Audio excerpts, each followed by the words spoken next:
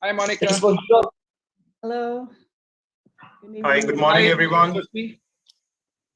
Hi, good morning, everyone. Official good morning, everyone. We are live on CMAAO meeting, weekly meeting. This is 77th meeting and lucky number. This is live international weekly meeting in association with COVID, in association with CMAAO on COVID. We are on 25th of September and people are joining in from various parts of the world. Today, last time we could not have an update on COVID from the medical association because we were doing a very important topic on nutrition and it took the entire session. So today we wanted to do a session specifically on the COVID update. And before I can invite all the member participants association, I would like to introduce. Today we have Dr. Chong from Singapore Medical Association, also the chair for CMAAO. We have Dr. Ravi Naidu, Malaysian Medical Association, past president of CMAAO. Dr. Ashraf Nazmi joins from Pakistan Medical Association. Dr. Alvin Chang joins from Hong Kong Medical Association. Dr. Pillay joins from India, member of World Medical Council. Dr. Salma Kundi joins from Pakistan Medical Association. She's the president. Dr. Angelica and Dr. Akhtar Hussain joins from South Africa Medical Association. Dr. Jamal Chaudhary, Bangladesh Medical Association. Dr. Prakash, Nepal Medical Association. Dr. Benet, Philippines Medical Association. Dr. Deborah from Brazil. Dr. Marie from Japan Medical Association. Dr. Russell, Australia, UNESCO. Dr. Qazi, President-elect CMAAO, and from Pakistan. Dr. Singh from Korea. And we also have some more guests over here. Dr. Shashank Joshi from India. Dr. Monica Vasudev from US. Dr. Sanchita, IJCP Group India. And Dr. Bukhari from Pakistan. We will now move forward with the update. We have people joining in. Dr. Chong, would you like to chair the session with me on this? And we can have an update from starting from Korea because I think this is the first time we will get a Korea update. So Dr. Singh, we would like to take the honor to start the meeting with you. Yes, I'm very much honored and thank you. And today, just a couple of hours before, I was forcibly informed from the email. So I was very happy and thank you for counting me in. And I'm a professor in Yonsei University Medical College in Seoul and also advisor to Korean Medical Association and also CMAAO. And sorry, I'm not very much prepared because I had no information what will be going on in this meeting. But I'm very honored and happy to be a first speaker. But the speech is very, very brief. Korea, the COVID situation is so and so. We have around 2,000 patients, new infection in a day, especially in Seoul metropolitan area. It's above 70% of the patients. So we still have a high level of it is not a lockdown actually, but high level of social distancing still. So people are very much tired, and but Korean people are still very much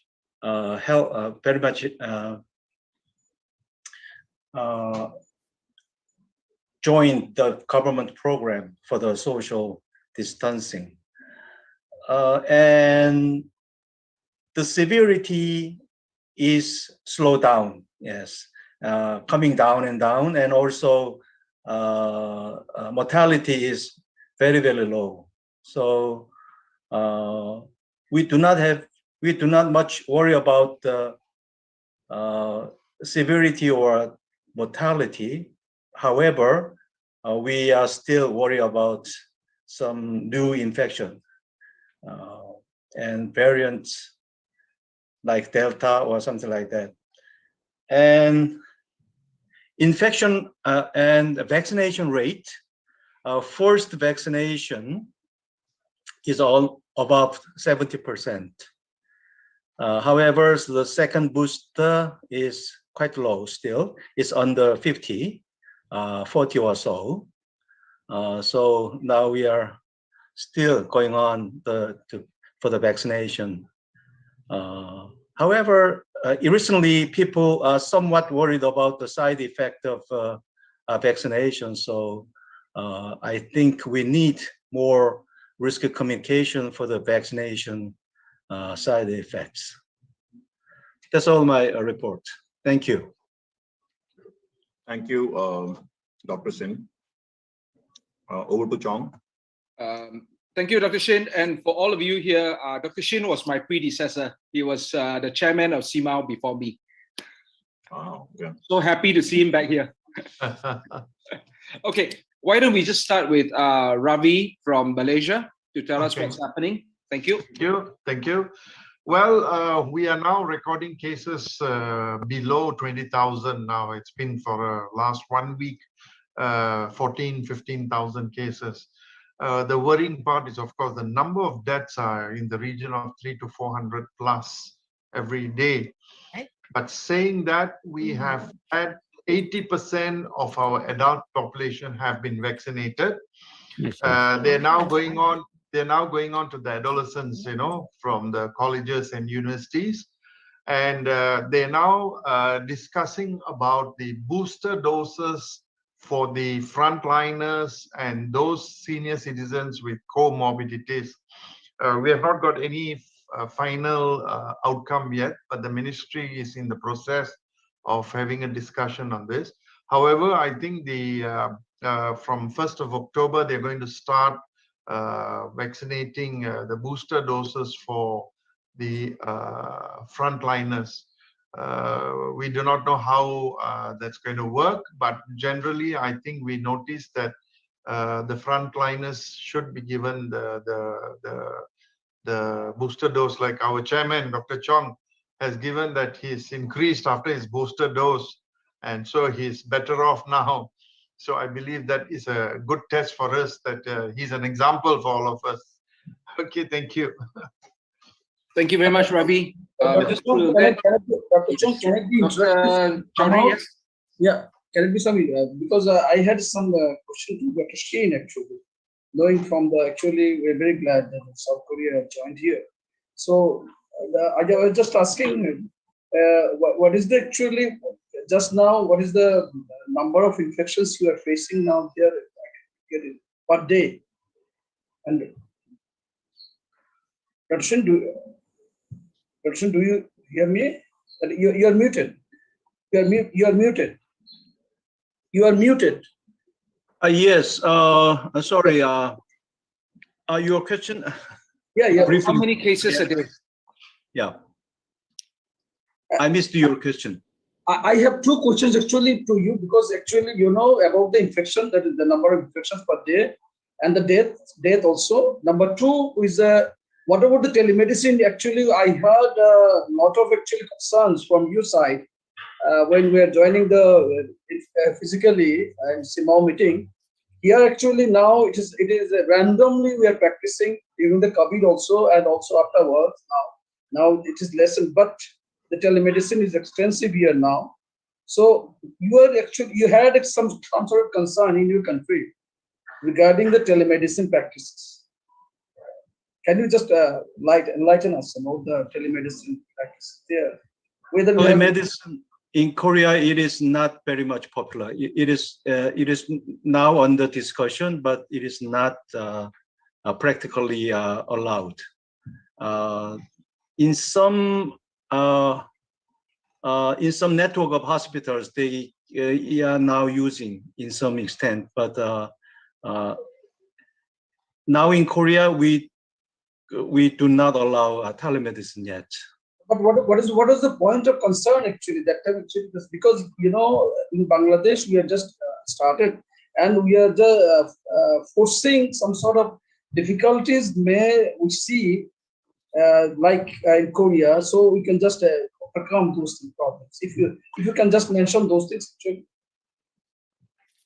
The major difficulty is the physicians do not agree, especially the practitioners. Hospitalists or doctors working in hospital, they are now agreeing, but local practitioners, they much worry about if telemedicine is prevail, their income or their patient visit will be dropped. Yeah, that's the major point, I think. Okay. So you suggested to restrict to some extent actually. Yes. The government was so willing to do that. Yeah, that is desirable. So Korean government is now studying what kind of and what extent of restriction for the telemedicine use. So I'm so just to add, I think I was reading this article. I think it said that 9 out of 10 doctors were uncomfortable because they could not make the judgment of the diagnose for the patients. So that is, I think, if I'm not wrong, Dr. Sheng, you can correct me. So the doctors were not very comfortable doing a telemedicine, but I think now it is going. Now it is opening up. A lot of companies are starting up the comfort zone for them. But a lot of doctors had a problem where they said that they cannot diagnose or they cannot treat well unless they see the patient, because a lot of things, the doctors can realize while looking at the patient physically. No, Saurabh, actually, when we were talking with them, actually, they were telling that the physicians, they will face some problem in terms of their practice, in terms of the income, something like that. And the people just scrupulous people, they may take it in other way, or make it a commercialization. They may make it something like that.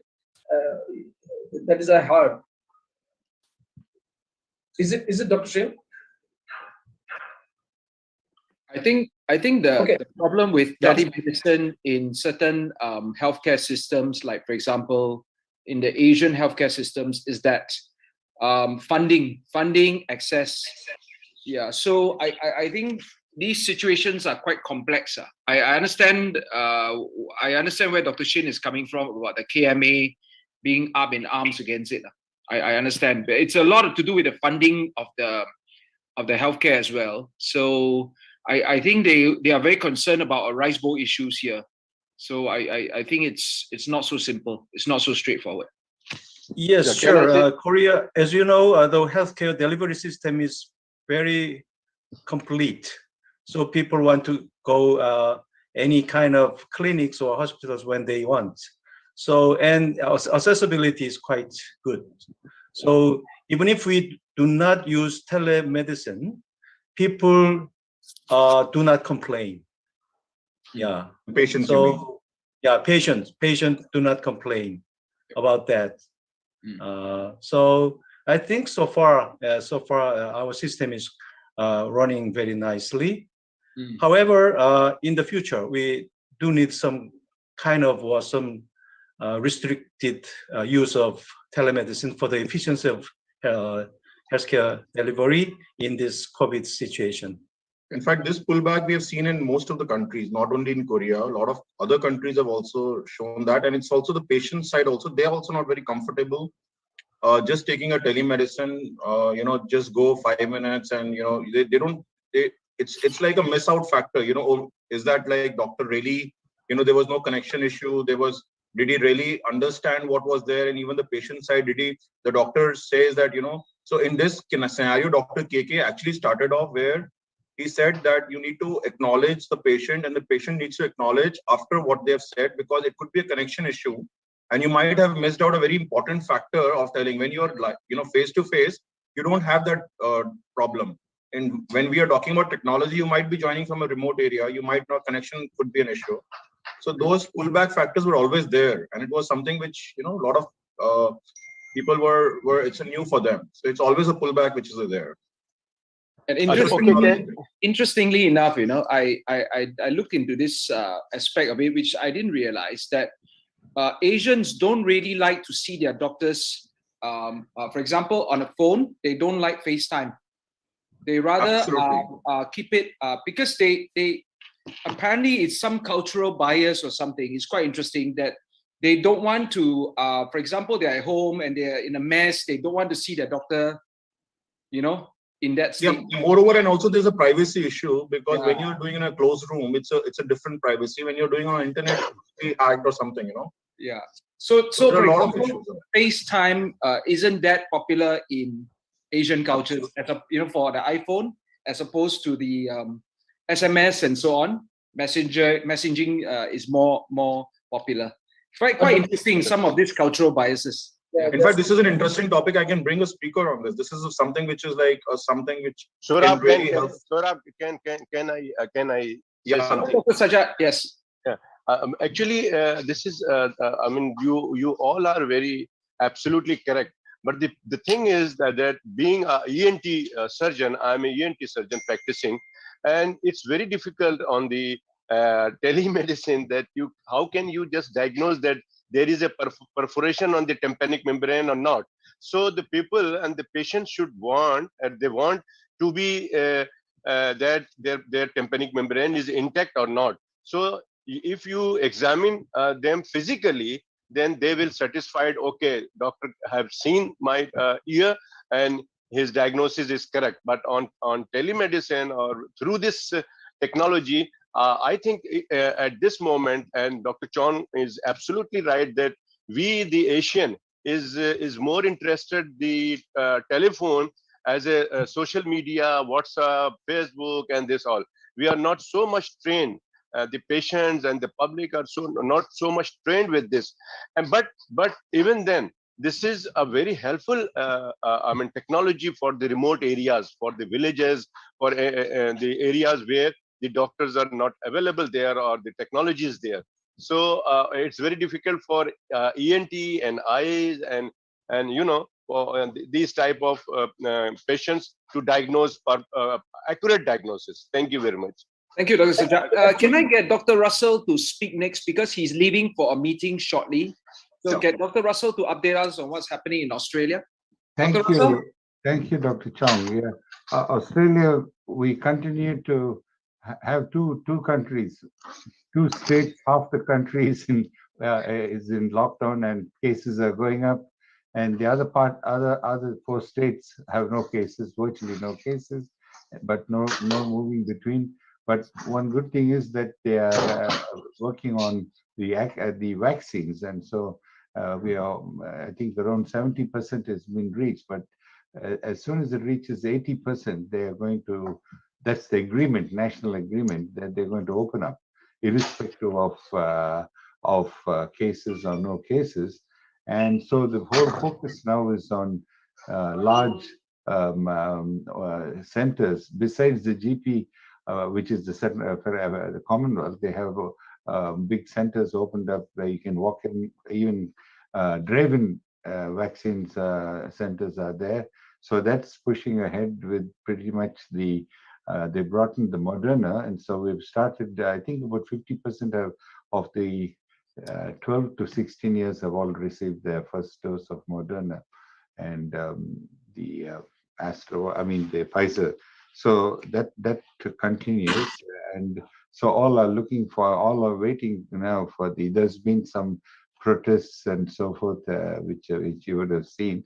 There's a group of anti-vaccine people, and that group, ironically, for Monica to hear, the protesters were holding Donald Trump's flag. I can't understand why they're using it in Australia. And so, And so they're using his. Oh dear. So they're anti-vaccine people and not refusing to wear masks, and one group of people that was the anyhow. So that's pretty much from Australia to the country with two parts of the country. So and they, of course, Western Australia insists that they will only open after it reaches 90%. And of course, the argument is that they are living a normal. They have absolutely nothing. They're doing everything like what it was 2 years ago. So they don't want to open. So that's the way it is. Thank you very much for that, Dr. Chong, and thank you all for that. Thank you for that. Thank you, Dr. Russell. Maybe I'll get Angelique and Hussein, Dr. Hussein, to speak about what's happening in South Africa. Can we do that? Angelique, Hussein? Morning. I've just sent to Hussein also all the information, but good morning. We are busy here in South Africa with looking at the second Johnson & Johnson dose after 6 months. The new studies that has been published recently this past week show that some of the antibodies decline, or that your antibody decline. And if you get the second Johnson & Johnson shot 6 months later and 9 months, the immune response are really very, very good. So hopefully that would be available for our healthcare workers first, before we see our next wave, which we predict would be December. That's the first thing. The second thing is, I was listening to the telemedicine conversation, and my personal opinion, well, two things. In South Africa, it is allowed, and I think that especially around psychiatry, they and psychology, they would be the most advantaged, or most it worked very well in their field. But for me, my personal opinion as a clinical practitioner, I'm still of the old school. I want to see the patient. I want to look into the ear. I want to look into the throat, and I want to touch the patient. And I find that very difficult with telemedicine. But I think the place for telemedicine would be where I am sitting in my office, and I've got a nurse assistant or another person in a deep rural area, and I can sit and I can monitor and I can guide them, and I can help treat from a remote place those patients. I think that's where there's really not enough people. So, or not enough healthcare workers to do the work.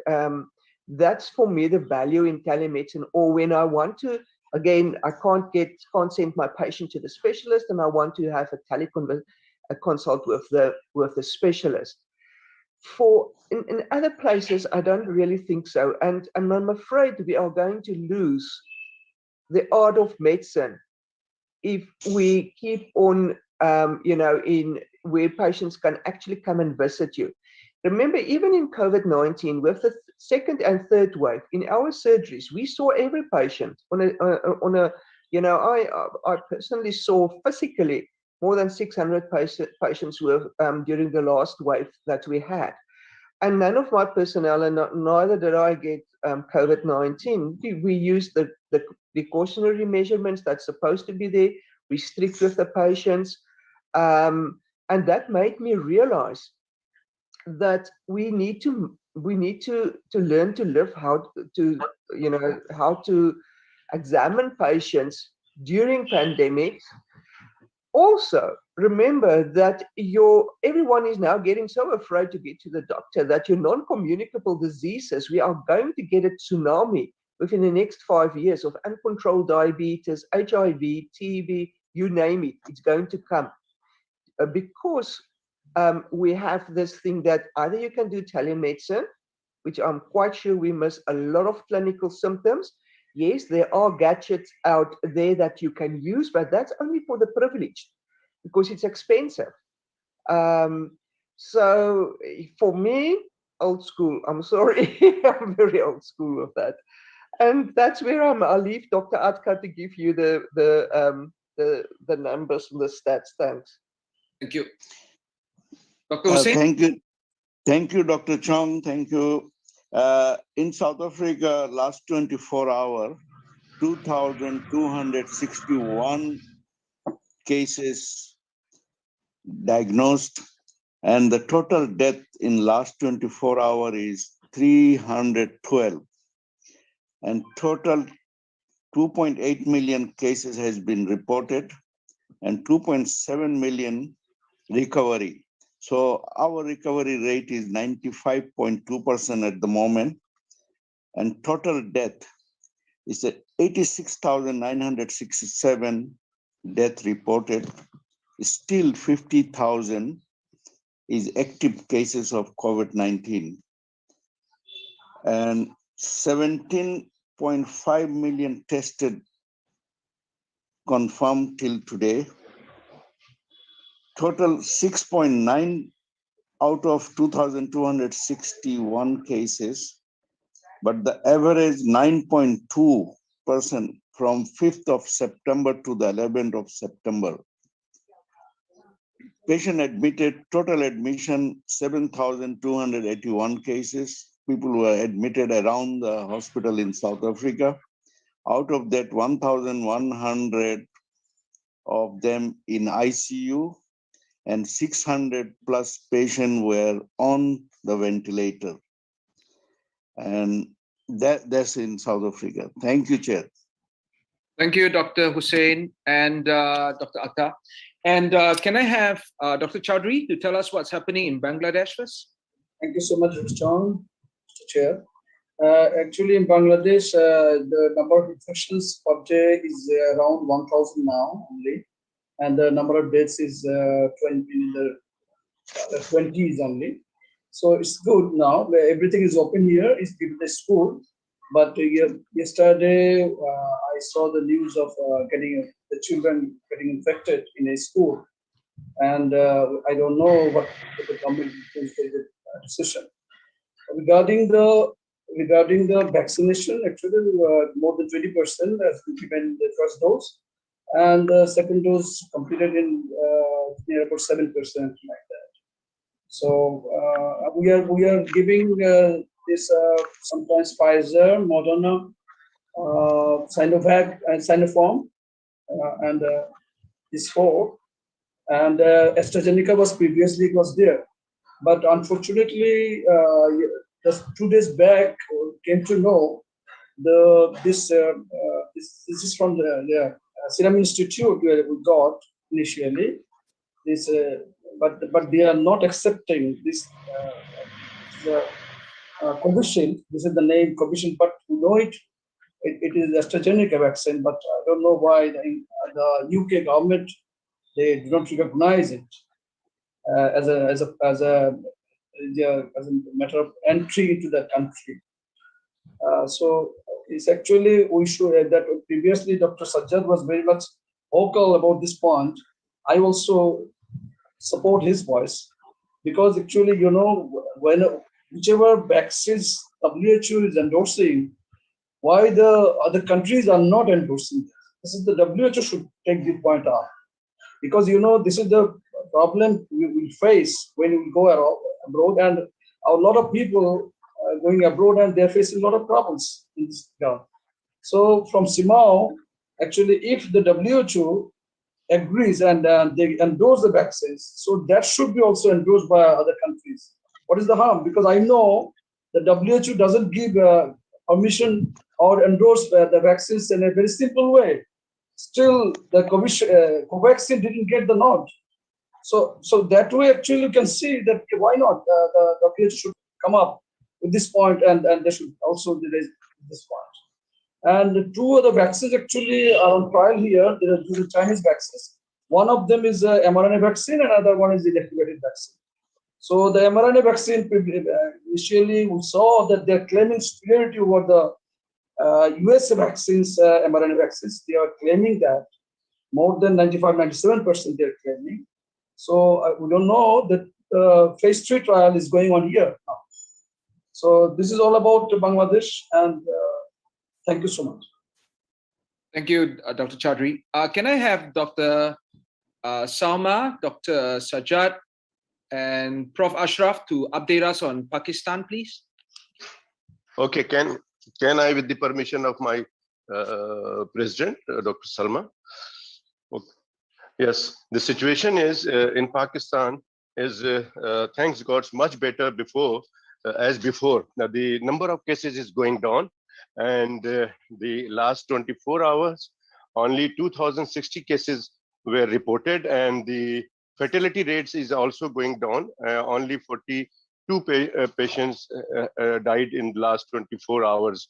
Total, the cases recorded in Pakistan is 20.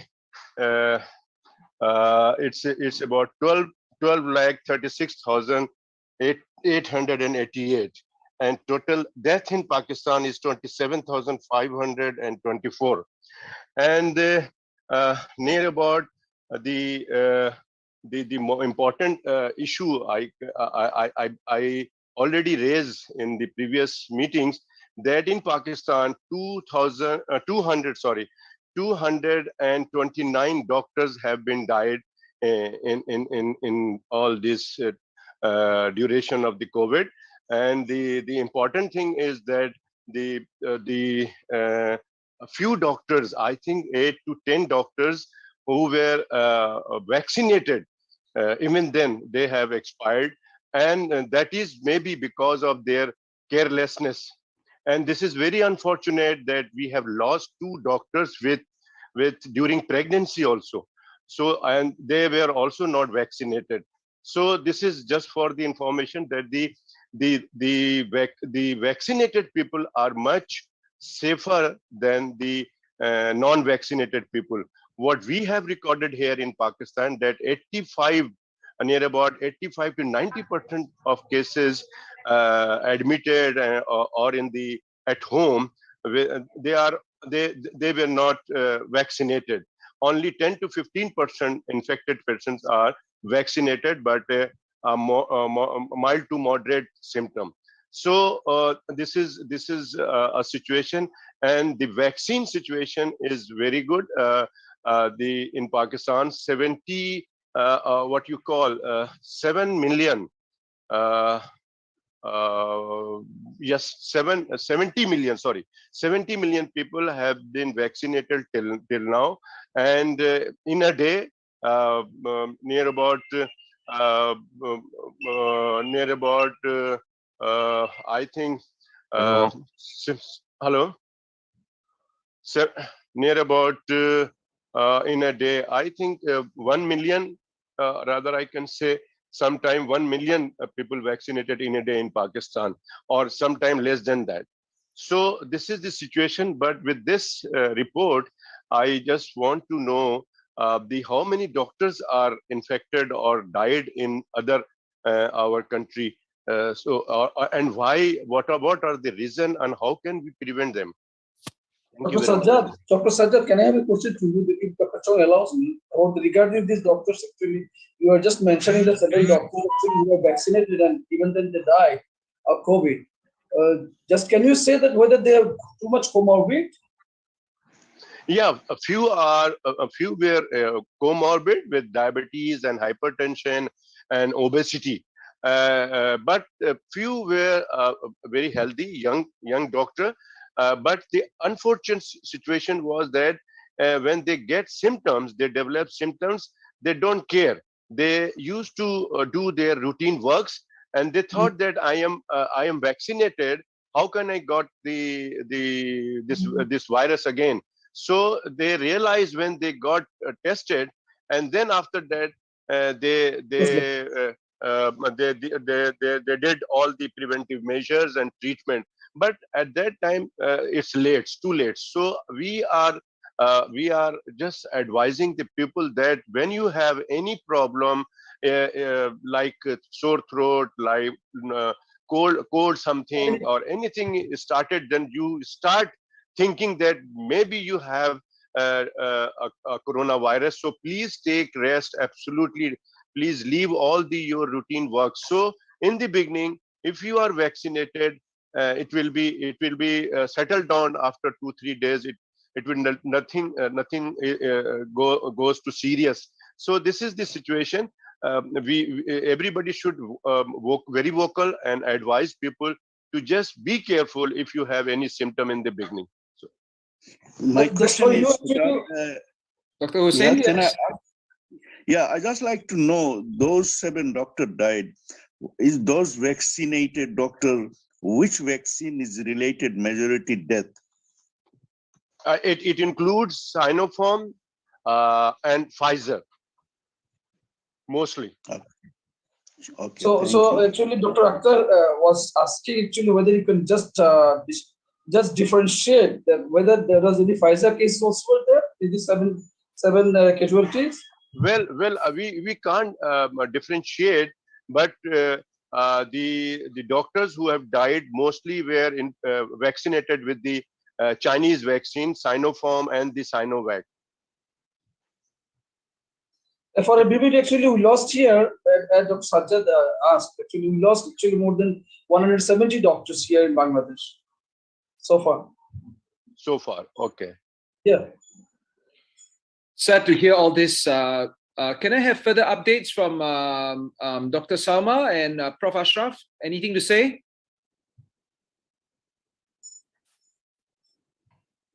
Thank you very much, Mr. Chair. If I'm allowed to speak. Very interestingly, what situation we are turning at Pakistan, not going into the discussion what Dr. Kaisar Sajjad has shared, that is the statistical data in Pakistan certainly. We are having a phase over here that along with COVID-19, we have the cases of dengue. So it is what situation in Pakistan along with dengue. Now we have also some GI problems, and people are with the bacterial infections too. As far as the diagnosis is concerned for the COVID-19, now it is the situation, particularly in part of the Karachi and Lahore, south and upper part.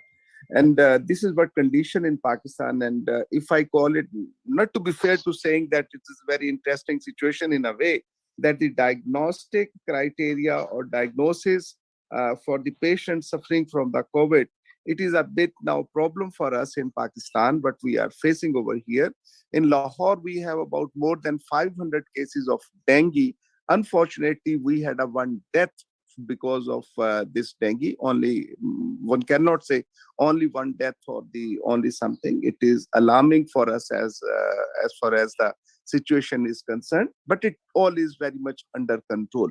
I would like to share the concern which Mr. Chaudhary has raised about the traveling, that WHO and particularly I think the World Medical Association, we as the association have to speak about that the traveling, and once the vaccine is being recognized by WHO, it should be recognized by all the countries, and traveling is now becoming a problem because of the testing, because the traveling agents or the countries, they are asking for 72 hours before, and it is creating a lot of problem.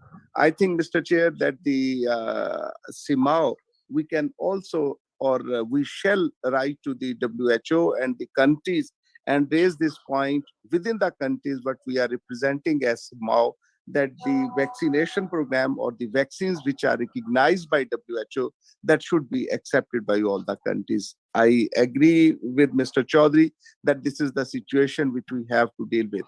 And I think we should also write to WHO and WMA about it to raise the voice and create some convenience to the traveling people. Thank you very much, Mr. Chair. Actually, I just add, Dr. Nizami, that this is a very serious issue, and Pakistan Medical Association already have written this a letter to the WHO, to Dr. Tedros, and we have already requested in the beginning of the month of August, that those vaccines which are being recognized by the WHO should be accepted to every country, every part of the world. So it will create a problem. I requested all the National Medical Association should write individually to WHO to just pressurize them, and CMAAO, on the plate of CMAAO, the President or the Secretary General should write to WHO to request them to please implement those vaccine, the world to accept those vaccine which is being recognized by the WHO. I think it should be done immediately by the CMAAO, and all the National Medical Association write a letter and request them to WHO. I will speak to Dr. Kloiber about this. All right. Okay, Now, thank you. Chair, can I ask a Dr. question to Yes. Prof. Ashraf Nizami? You mentioned about dengue fever. Do you think there's a relation between the COVID-19 and dengue fever mortality and morbidity? Absolutely not. It's absolutely, Absolutely. a different. Yeah, I think, yeah, Sajjad has answered Hussain. I think it is not, doing with the COVID and the dengue.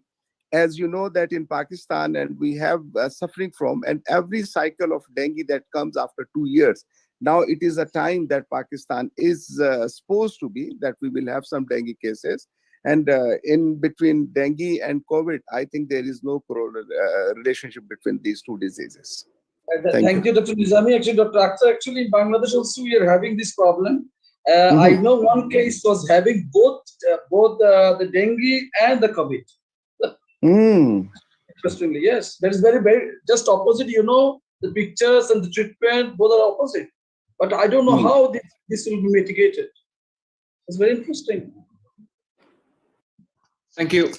Here in Pakistan, at least in my knowledge, we don't have such cases that there is the COVID and at the same time a patient is suffering from dengue. But it is very interesting. I will look into in Pakistan and I will come up in next week definitely about it if I found some case.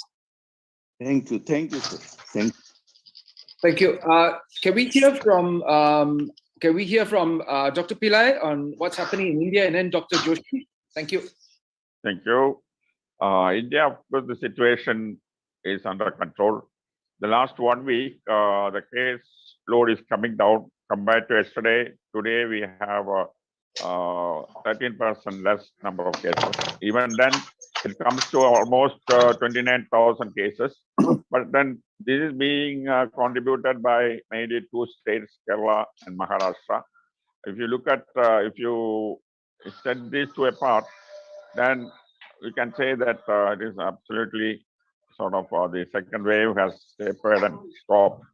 And even if the third wave comes, because we have been immunizing, vaccinating people, the ICMR expect that it will not be much severe.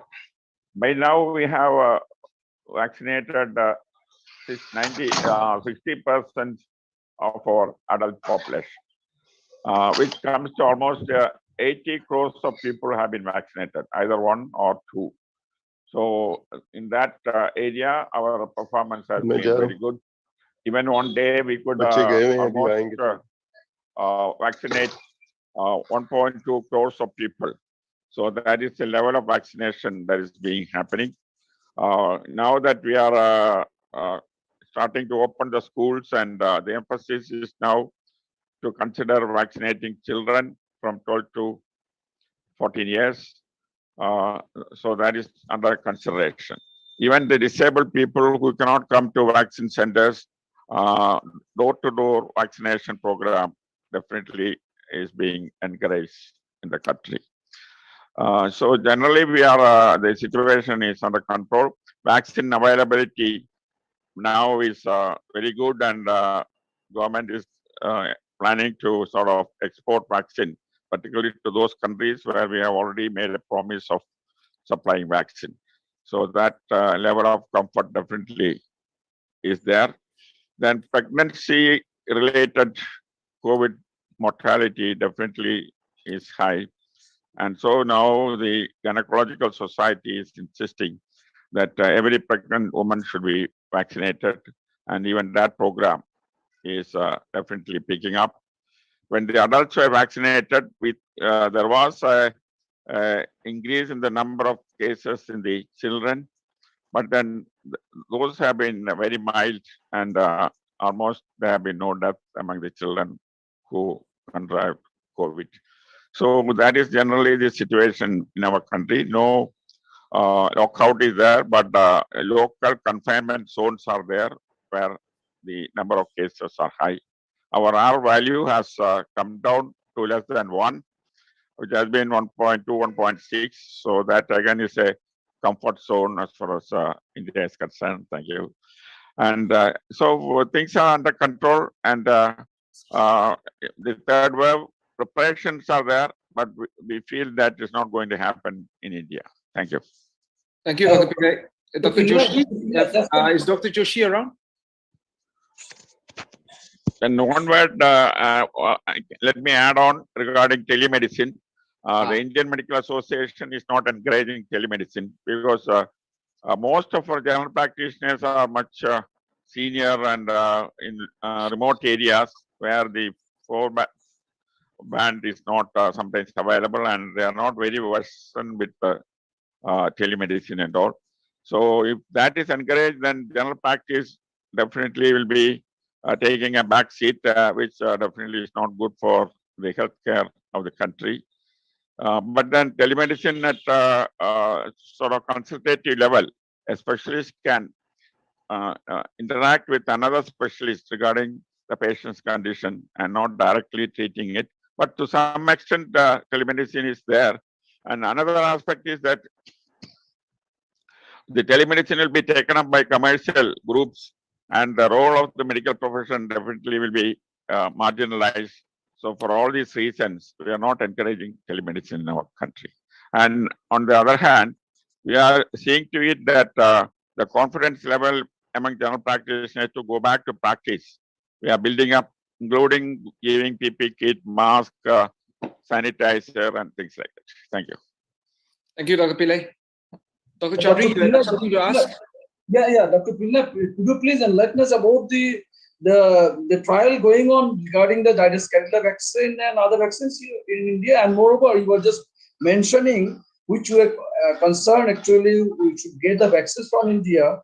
We are supposed to get it, but it was stopped. The export was stopped. Now, when this export will start, can you just tell us about these things? You know, the government has taken a decision to fulfill our commitment regarding export of vaccine, and soon it will start. And what about the trials going on actually regarding Mrna vaccine? That is a very interesting vaccine. Actually, there's the DNA vaccine trial, plasmid DNA vaccine trial, the human trial, the clinical trial, and third phase has been completed, and the drug controller has given permission for emergency use, and further studies are being carried out. And that's where I said the DNA vaccine is much more safe in children. So our program of vaccinating school-going children, maybe the DNA vaccine will be utilized. But we are not really started from clinical stage. We cannot really started to give it to children so far. Actually, Dr. Chong, tomorrow we are finalizing here in Bangladesh the SOP for telemedicine. I am one of the members, so I am very much interested about this matter. I am very much concerned, which I just raised it to Dr. Sheen. Actually, I heard it from them. So we are very much concerned about these things, and we're just taking up these things into account. And just Dr. Pillai mentioned this. I could not get it. Actually, it will help what we say. The remote places, actually, they will benefit it. Actually, so we are supporting it, so that we can just start telemedicine in that way. Dr. Chaudhary, I can add something here. I was very much involved with telemedicine with Dr. K.K. Agarwal in India. Yeah. When we started seeing the rush, when we started seeing that the number of patients are exceeding so much that, it is difficult for a doctor to just go ahead and see the patient and also give a quality advice. So there were two aspects what we created in that, especially during the pandemic. In that scenario, when there was a symptoms of loss of taste and loss of smell, which is a common symptom, and a lot of people would be in the similar category. Similarly, somebody who is having a first symptom of diarrhea, or third, or the second person is like somebody who is having a certain problem, which is into a same category. So we created a raw platform first. We bring all the groups together. So diabetic patients came together. and we consulted them on a similar platform, on a single platform. So which means that we were able to give a mass communication, because this COVID pandemic was the only, where a lot of patients were having a similar disease. And it was creating a confidence for our patients, because what was happening is a lot of people were in the depression. A lot of people were falling down because they were saying that, okay, my God, I got a COVID. I can't touch my baby. I can't do. So that depression part was getting into the nerves of the people. What it created is, when they saw 100 people sitting next to them with a similar problem, it not only boosted the confidence of a doctor and a patient together, but also the advice which was coming. And then if I see, okay, this guy is sitting on the second day, I'm on the first day, or this guy is sitting on the 10th day, I'm still on the first day, this person is safe, so I was safe. So there are aspects which are positive to our telemedicine. There are aspects which are negative to our telemedicine. We also give one-to-one telemedicine advice. We actually treated almost like 500 patients every day during that peak of the pandemic, which was not possible in a physical platform. But if you are trying to say that somebody can replace the complete system of medicine into a telemedicine, which is also not possible, because there are negatives behind it also. So this is something which can add a booster dose for a medicine, something like that. This is my two cents of it. Okay, thank we you. Did a lot of work on it. If I am to add on to that, for COVID, of course, to some extent, it has to be encouraged, particularly the awareness and counseling to COVID patients, and clearing their doubts, and they may be getting treatment, but this sort of counseling part of it, definitely through telemedicine or help desk you can do it. But you cannot stretch it to other diseases, where, as has already been mentioned, ENT or ophthalmology, or even neurology and all, where specialized investigations are really required. We cannot stretch it further. Dr. Pillai, actually, we have already endorsed it in the Bangladesh Medical and Dental Council. From our council, we have done it from several months before. But the government is actively thinking, and they are going to finalize it tomorrow, what I say. And what we said, that in the other hand, there must be a physician. There must be a physician who can take the history and who can support him, who can assist the patient.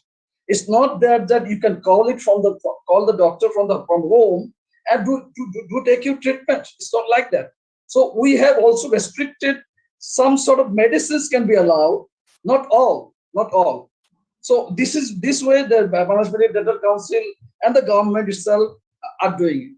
I think this will help. Yeah, the restricted way it can be encouraged, particularly from a doctor to a consultant sort of thing, and restricting the medicines that can be prescribed through telemedicine. So those sort of checks, if they are there, to some extent we can promote it. But at the end, it should not become another commercial area where the medical persons and general practitioners are getting excluded. Dr. John, with your permission, Chair, if I could have been, Mr. Chairman, Mr. Chairman? Yes, Mr. Ravi. Chairman, Thank you.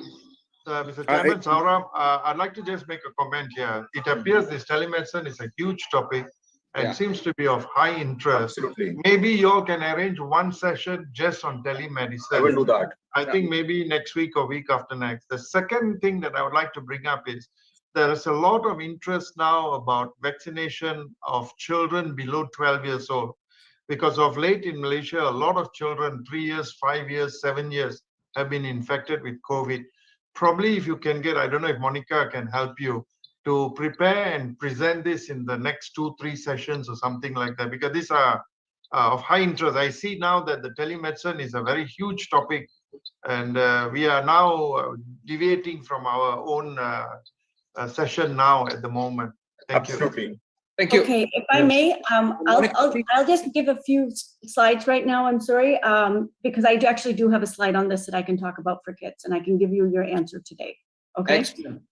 I just want to be, in interest of time, I know we're going over today, so I will try to be quick, and please leave the questions until the end. I will be sharing my screen right now. I think we should be good, so we can have.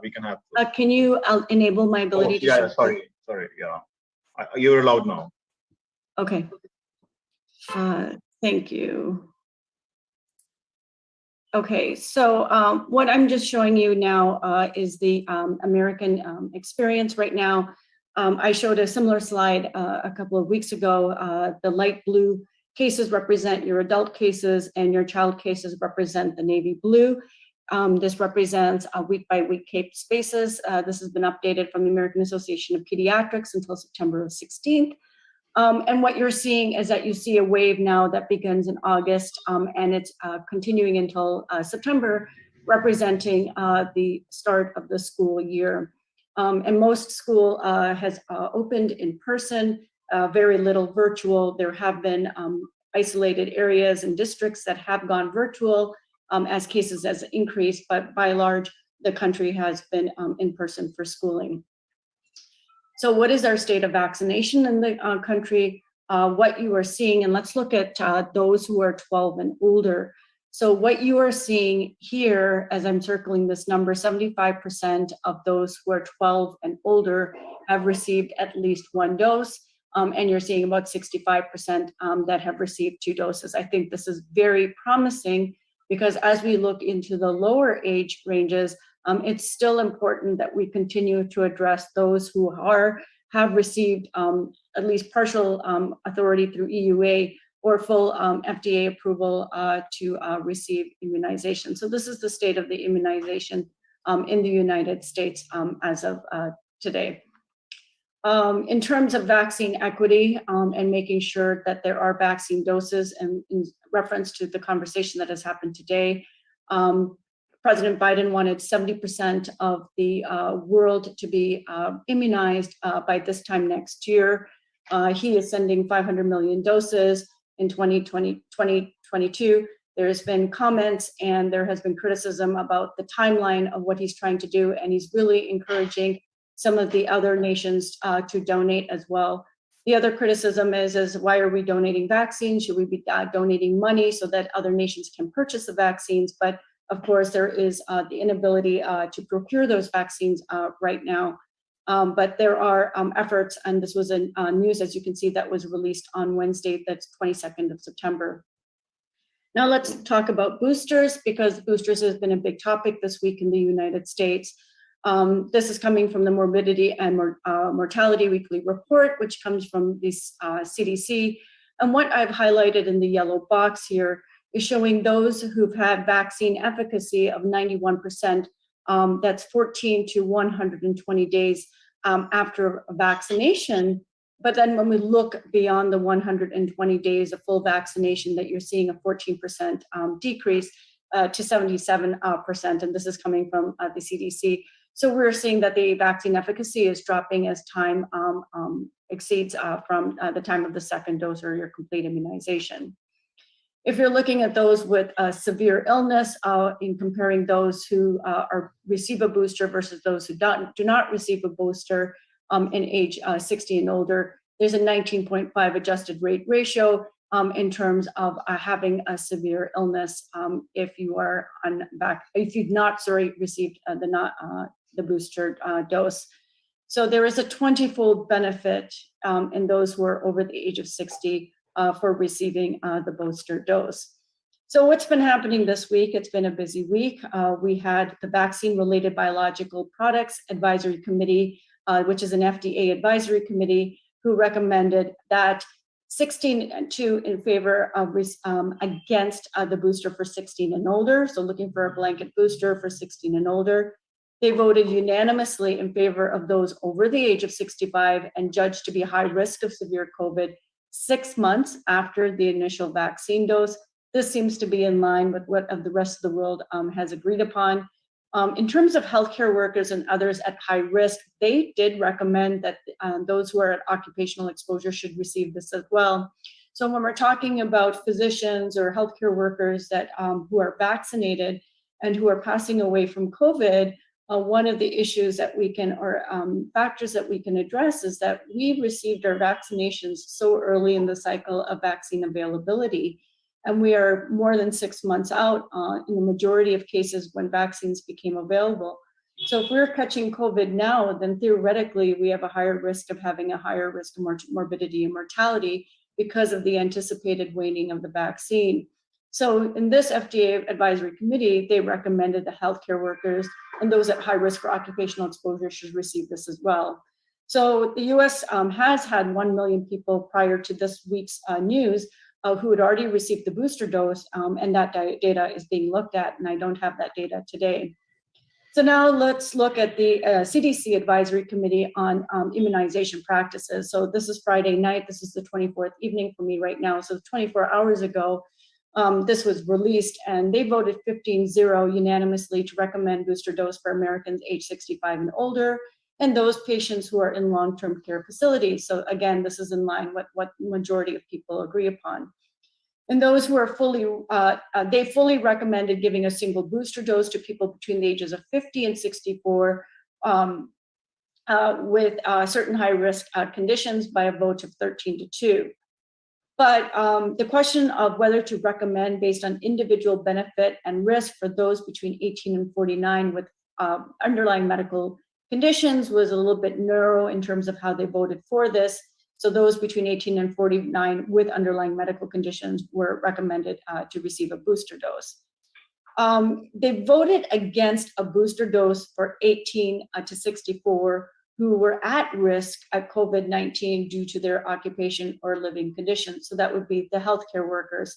So this is in contrast to what I had shown you earlier about what the VRBAC had initially recommended. Then last night at midnight, or it was in today's news cycle, that the CDC director, Rochelle Walensky, she overruled what the ACIP had said and said that those who are at risk of COVID-19 infection because of their job should be eligible for a booster. So we are currently in very murky waters. We're continuing to wait for further guidance. What is very clear is that those who are 65 and older, those with comorbid conditions, should be eligible for the booster doses. So this is kind of a graphic that I've created based on a list of countries that are currently offering booster doses, and they, in this, interestingly, in this group that they've included in this list are those who are 65 and older or who are healthcare workers, where now the United States is the most recent country to have been added to this list. And if your country is not on this list and you are recommending booster doses, I do apologize.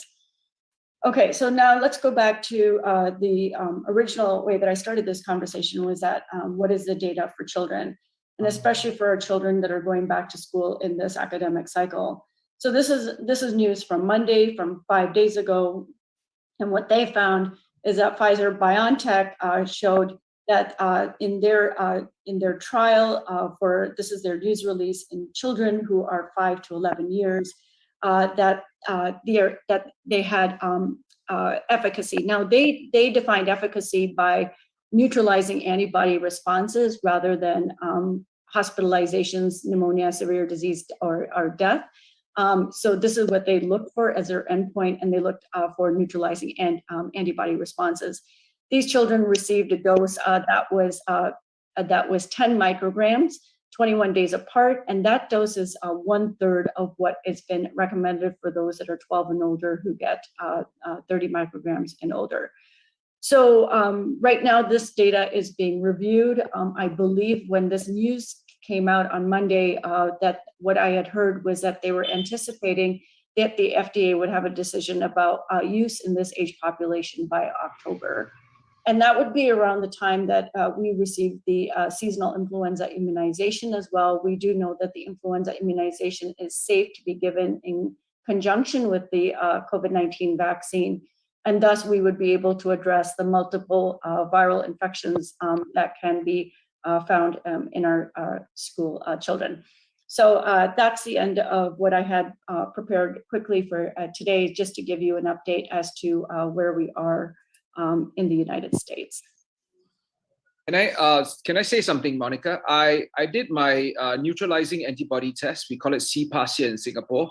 It was 48% in August. I did a Sinopharm booster on 4th of September, and I did my CPAS 2 weeks later, and it was 86%.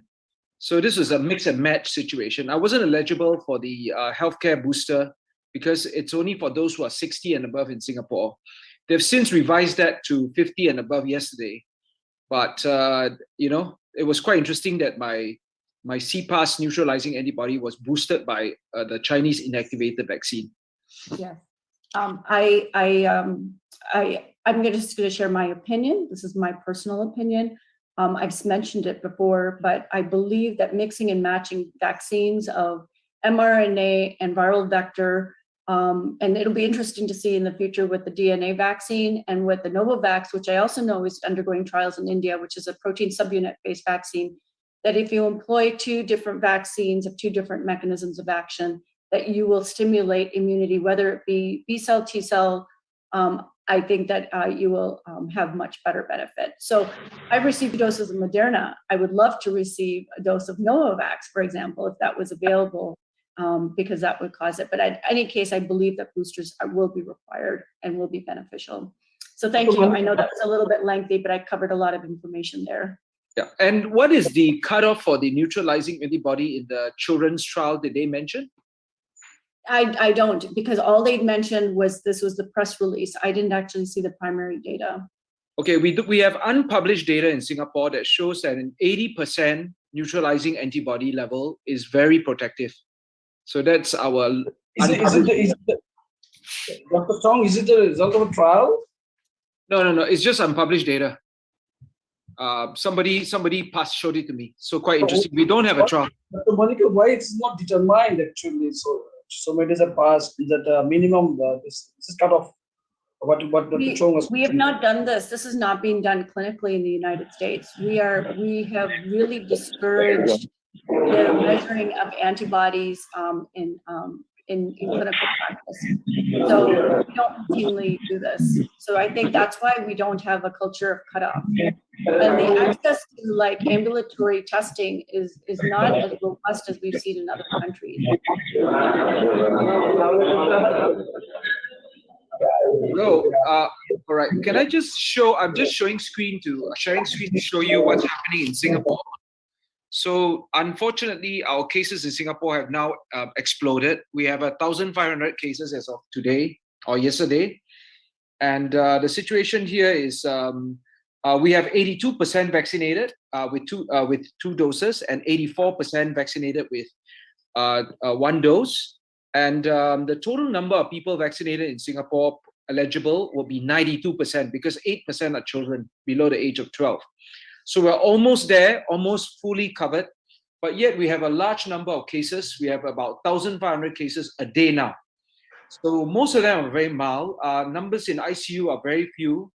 The numbers in ICU are in the maybe about 32 in ICU. The number of deaths are about 70 so far in the whole almost 2 years. So our death rates, mortality rates are very low. But we're very concerned with the total number. And at this moment, what we're doing is we are having a situation where we ask the patients, if they're symptomatic, to do ARTs, acute rapid antigen tests, and to stay at home, and then retest themselves 3 days later. And if they're perfectly well throughout the situation, stay at home and not go to the public hospitals, because our public hospitals are in the process of being overwhelmed. Our ICU capacity is still all right, but the public hospitals, general wards are being quite overwhelmed. So that's where we are at this point in time. Thank you. Dr. Chung, can you explain? Actually, you're following the strict measures there. Why the cases are increasing? And most of the people are vaccinated. You ask a very good question. So what our ID guys think is this. Now, the moment that, okay, so if your neutralizing antibodies are high, you're not going to get infected by Delta. But the moment your neutralizing antibodies drop for whatever reason, due to the length of the vaccine and so on, the Delta comes in. The incubation, according to our data locally, the incubation of Delta in Singapore is 3 days. So, and from some data that our immunologists here, and perhaps Monica can figure this out for us, is that it takes about 4 to 5 days for the immune system memory to kick in, to ramp up. So in that 4 to 5 days, Delta appears in that 3-day window period. And that's why at the beginning, when they're symptomatic, their viral loads for vaccinated people who have COVID, their viral loads are just as high as those who are not vaccinated. But of course, in the next 2-3 days, the immune system ramps up and then the viral loads start to drop. So as a result, we are getting this, and I think the Delta here in Singapore came from Indonesia. I think it's a little bit more enhanced than the original version that came from maybe Delta on steroids.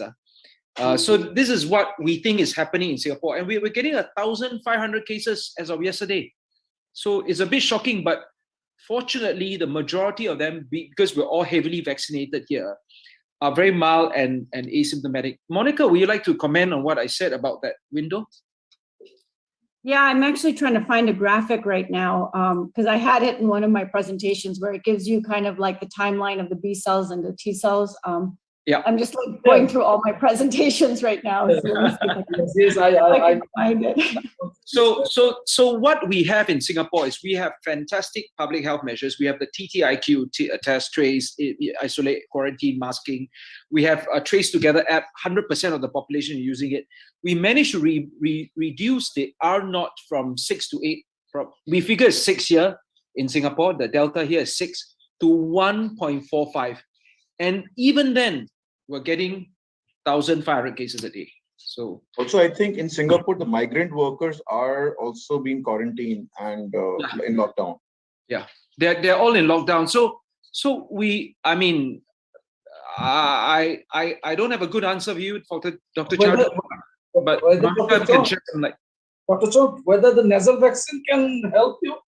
Do you think it is going on in India? Trial is going on. I have nasal vaccine. At the moment, we've started boosters for those above 60, and those above 50 was just announced yesterday, in line with CDC's recommendation. FDA. But healthcare workers are still not vaccinated yet. Although we were very early, we got our Pfizer vaccines in January, February. That's why in August, in 6 months' time, my CPAS had already dropped to 48%. So okay, this is what booster dose you got? What booster dose you got? Oh, I got Sinopharm. I took Sinopharm because I wasn't eligible for Moderna or Pfizer yet. You know, so I took Sinopharm. But as of yesterday, we are eligible for Sinopharm. So for Moderna and Pfizer vaccine as of yesterday. So Monica, have you found your slide to show us? No, just one question here. Like in your case, you took the Sinopharm as the booster. Yeah. What difference would have been if it had been a Pfizer or Moderna? Well, I don't know. Dr. Monica, can she enlighten us? I don't know. But I'm Dr. very Monica worried. is getting bounces from us now. Yes, right. Actually, mix and match. Actually, that's the thing. Yeah. Excellent. Yeah, I remember. Yes. So I'm showing here, which is your time from infection to what the different parts of the immune responses are. So if you have your incubation period that can last several days, and it depends on what your I think that's also a function of your R0 as well. With Delta would be a lot shorter than it would be with any of the other variants. And what you're seeing here in the first blue line here, I'm sorry, there's a lot of blues in here and shades of blue. This is your innate response. This is like your macrophages, it's your complement, that's your innate response. You then see viral replication that shoots up right away, and you start get your cellular response. Your cellular response is your T cells and your other cellular components. And then you have your early antibodies that usually happens like on day 8, and then they can extend out. So this is, I think, the timeline that you were talking about. And that's your IgG antibodies. But your IgG antibodies, which we typically test with our serology, is seen on day 10 and after that. So that's why, go ahead. Sorry, Monica, but this is different if you have been vaccinated, right? It's a different kind of. So this is to native infection. So what we see with, so that's a great point. So this is with native infection. With vaccination, you get a much earlier and much stronger antibody response. But I can't quantify the other cellular responses for you because we're not measuring that. So I don't know that. Right? I believe there was, like I had shown this slide as well too, just showing you that immunity is variable, and this is also to natural infection, that that you don't know at what point you've got memory B cells, you've got antibodies, you've got CD4, and you've got CD8 T cells. And then you're looking at what's the receptor binding domain, IgG, you're looking at the specific memory B cells. And this is just with natural infection. Our assumption is with immunization in an immunocompetent competent host, you get a spike up and it remains much higher. Yeah. So from our Trace Together app in Singapore, we know that the delta here is 3 days of incubation. So that 3 days must fit into exactly where, you know, it took a while for the response of the vaccinated people to kick in. Just probably just outside the 3 days. That's what we're thinking. You know, like maybe 4 to 5 days. And that's why the viral loads drop very fast. And right now, for the vaccinated people who got COVID, what we're doing is the moment you have symptoms, which is probably day 3, right? That's when you have symptoms. You do an ART. We ask you to do ART 3 days later. And if your ART is positive on day 6, we assume day 6, then to do a PCR. But if it's negative on day 6, rest at home. Don't do anything. So we're figuring that the immune response for a vaccinated person will probably kick in on day 4, day 5, in an overwhelming manner. That's what we figure.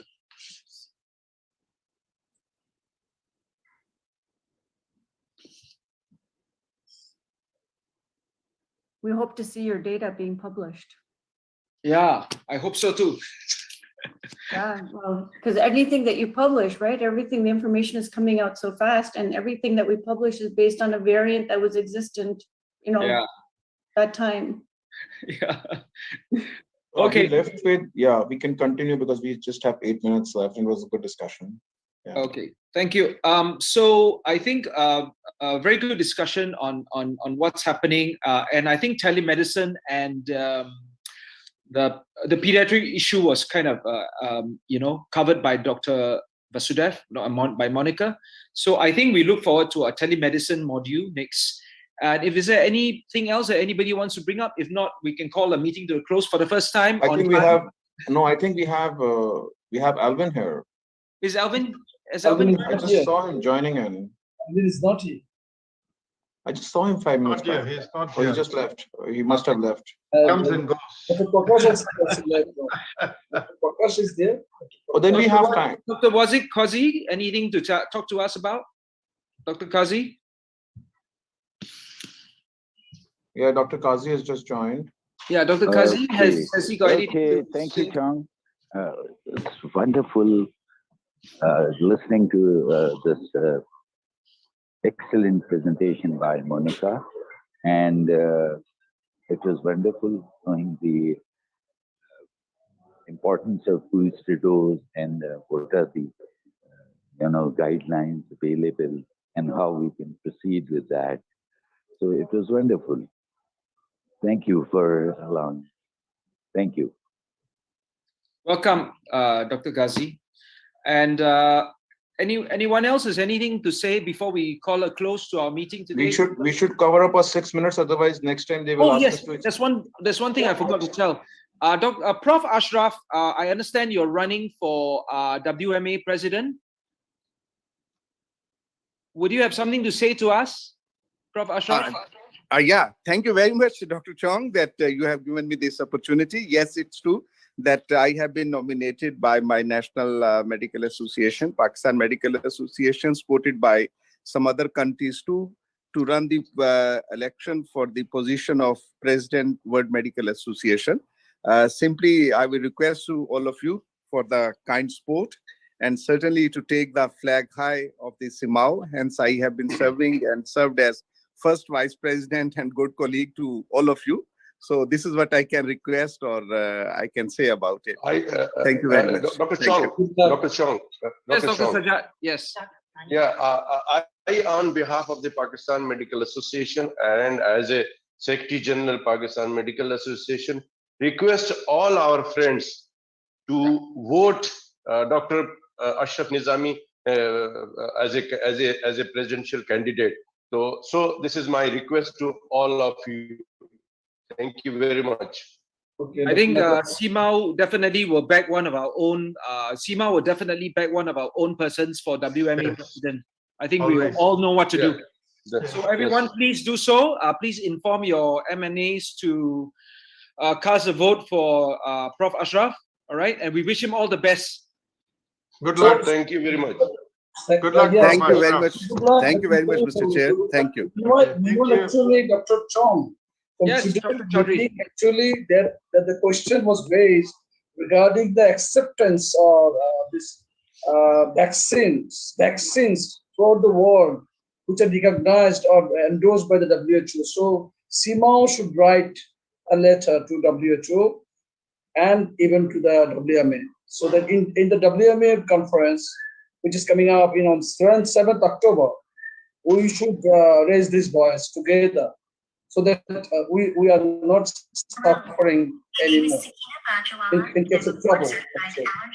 And this is actually moreover the point now is raised throughout the world, that the people should be vaccinated more than 70% throughout the world to save the world and to resist the mutations which we're afraid. Even the US and others also are talking about this. So why we are not opening the production of the vaccines in different countries? We have got a lot of capabilities in Bangladesh. We have dealt with China to produce here or to market here, to bottle up here, not to produce, but to bottle up here. But still, it's not going on. Probably some sort of memorandum has been signed. But I think this should be opened to save the world, and this also has to be raised actually, so that more productions, more people are given vaccines together, not waiting for the next September or October next year. Why to wait? This is also should be raised actually. This. Dr. Chaudhary, I will discuss this with Dr. Kloiber and our Secretary General Hashimoto. All right, I'll follow up on this. Not to worry. Good, Yeah. good. Meanwhile, please everybody support Prof. Ashraf for his run at the WMA presidency. Please do that, and I'll call today's meeting to a close. Thank you very much. Thank you, Monica, Thank for you. those slides. Thank you. Thank you. Thank you. Thank you everyone for joining in. See you next week. Good day. Have a nice day. Thank you. Thank you very much.